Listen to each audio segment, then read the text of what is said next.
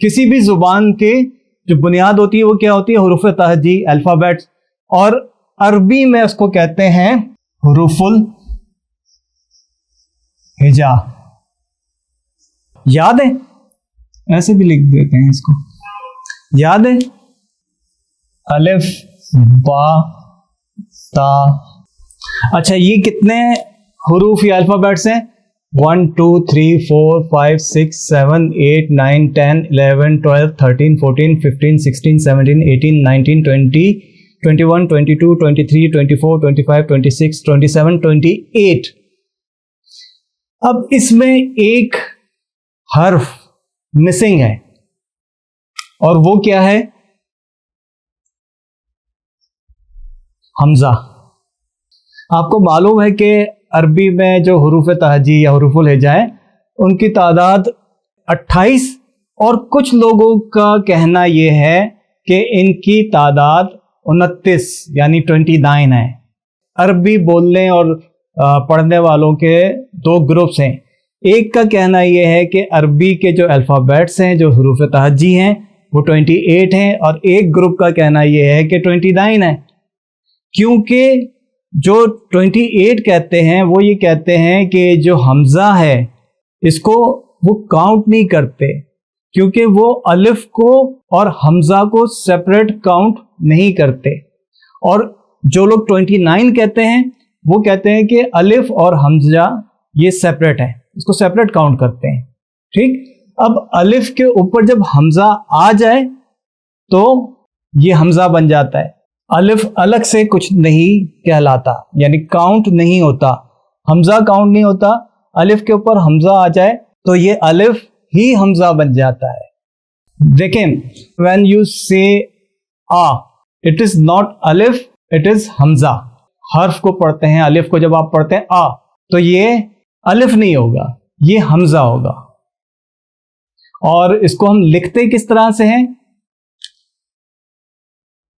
अलिफ और इसके ऊपर हमजा आ जाएगा, तो ये पढ़ा जाएगा आ। अब यहां पर ये जो अलिफ है, हमजा के नीचे जो अलिफ है, ये क्या कर रहा है? अगर ये हमजा है तो फिर इसके नीचे जो अलिफ है ये क्या कर रहा है? ये जो है अलिफ, ये हमजा को कैरी कर रहा है, या यूं कहें कि अलिफ जो है वो हमजा की चेयर है। समटाइम वाव हमजा के लिए चेयर बन जाता है, समटाइम जो है वो या ये हमजा के लिए चेयर बन जाता है, और कभी कभी ये जो हमजा है ये खुद अकेला इतना स्ट्रांग बन जाता है कि इसको किसी चेयर की जरूरत नहीं होती। ठीक है, ये एग्जांपल भी हम समझेंगे। यहां तक ये मैं इसको इरेज करता हूं और हम आगे बढ़ते हैं। देखिए, कोई भी चीज़ ना उसका रट्टा लगा लेना ना, और अरबी और किसी भी जुबान की ग्रामर समझने के लिए ना रट्टा लगाना पड़ता है। मगर जब आप इसका कॉन्सेप्ट समझ लेते हैं ना, कॉन्सेप्ट जब समझ में आ जाता है तो फिर आपको रट्टा लगाने की जरूरत नहीं पड़ती। तो देखें, अरबी ग्रामर के मुताबिक मैं यहाँ लिखता हूँ 1 2 3 4। तो अरबी ग्रामर के मुताबिक अलिफ के ऊपर जबर या क्या फतहा, ये कसरा, ये दम्मा, या फिर ये सुकून, जज्म जिसको कहते हैं। अगर अलिफ के ऊपर हरकत हो तो उसे अलिफ नहीं कहेंगे, बल्कि इसे क्या कहेंगे? हमजा। अलिफ के ऊपर कोई भी हरकत हो तो उसे अलिफ नहीं कहेंगे, बल्कि हमजा कहेंगे। अगर इस पर हरकत ना हो तो इसे अलिफ कहेंगे। फॉर एग्जाम्पल, मैं यहां पर लिखता हूं इंसानुन, इसके नीचे कसरा है या जेर है, ये अलिफ जो है ये मकसूर है, तो ये हमजा कहलाएगा क्योंकि इस पे हरकत आ रही है। ये जो है सीन के बाद वाला अलिफ, ये अलिफ कहलाएगा, इसको हमजा नहीं कहेंगे। इसमें एक हमजा है, एक अलिफ है।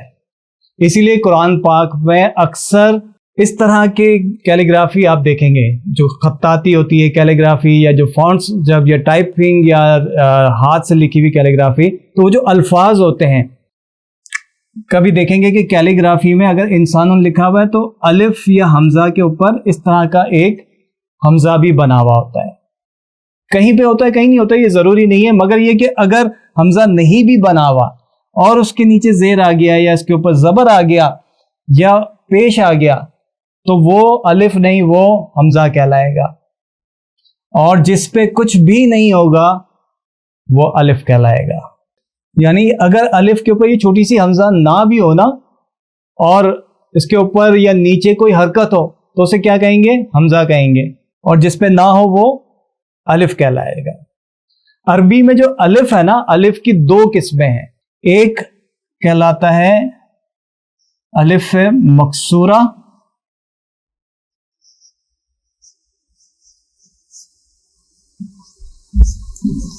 یہ وہ الف ہوتا ہے کہ جس پہ کوئی حرکت نہیں ہے. ٹھیک ہے, جس پہ حرکت ہے وہ تو حمزہ ہے, یہ ہمیں سمجھ میں آ گیا. حمزہ جس پہ نہیں ہے وہ الف کہلائے گا, اس کو الف ہی کہیں گے. اور اگر اس کے اوپر ایک اور چیز حرکت کے علاوہ اگر مد آ جائے تو اسے الف ممدودہ کہتے ہیں. یہ الف کی قسمیں ہیں, الف کی. اور اس الف مکسورہ کے اوپر اگر کوئی حرکت آ جائے تو یہی الف مکسورہ جو ہے یہ حمزہ بن جاتا ہے. اب وہ جو ہے نا اقرا باسم ربک الذی خلق, تو اس میں اگر آپ قرآن پاک کھول کے دیکھیں اور پڑھیں تو اس میں اقرا جو لکھا ہوا ہے,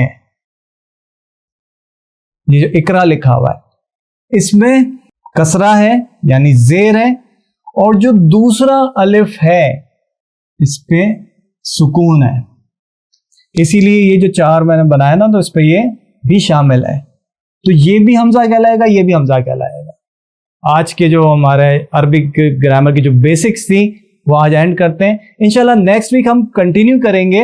اور جو اس سیشن کا, اس کلاس کا جو مقصد ہے نا وہ یہ ہے کہ دیکھیں ہم میں سے بہت سارے لوگ ایسے ہیں کہ ہمیں اس چیز کا کانسیپٹ کلیئر نہیں ہے کہ کسی صحابی کا نام آتا ہے تو ہم کہتے ہیں رضی اللہ تعالی عنہ, مگر بہت سارے لوگ صحابی کا نام آیا تو رضی اللہ عنہ نہیں بلکہ رضی اللہ عنہا کہہ دیتے ہیں. ایک سے زیادہ پیغمبروں کے نام آئے تو علیہم السلام یا علیہم السلام کہنا چاہیے, مگر زیادہ پیغمبروں کے نام میں بھی علیہ السلام کہتے ہیں. کہاں پر رحمت اللہ علیہ کہنا ہے, کہاں پر رحمت اللہ علیہا کہنا ہے. صحابہ کرام کے ناموں میں زیادہ کنفیوژن ہو جاتی ہے کیونکہ زیادہ یہ نام جب لیے جاتے ہیں تو کہاں پر رضی اللہ عنہ کہنا ہے, کہاں رضی اللہ عنہا کہنا ہے, کہاں رضی اللہ عنہما کہنا ہے, کہاں رضی اللہ عنہم کہنا ہے. یہ کانسیپٹ آپ کا کلیئر ہو جائے گا اور انشاءاللہ اگر آپ سمجھ لیں گے تو پھر آپ یہ مسٹیک نہیں کریں گے. یہ ہم جو ہماری نیکسٹ ویک جو کلاس ہوگی اس میں ہم یہ کانسیپٹ کلیئر کر دیں گے کہ کون سے ایسے حروف ہوتے ہیں, کون سے ایسے نام ہوتے ہیں, کتنی تعداد ہوتی ہے کہ اتنی تعداد میں ہمیں انہو کہنا ہے, انہا کہنا ہے, انہما کہنا ہے, انہم کہنا ہے. یہ کلیئر ہو جائے گا انشاءاللہ. اس میں ضمیر کیا ہوتا ہے یہ ساری چیزیں بھی سمجھ میں آ جائیں گی. ٹھیک ہے.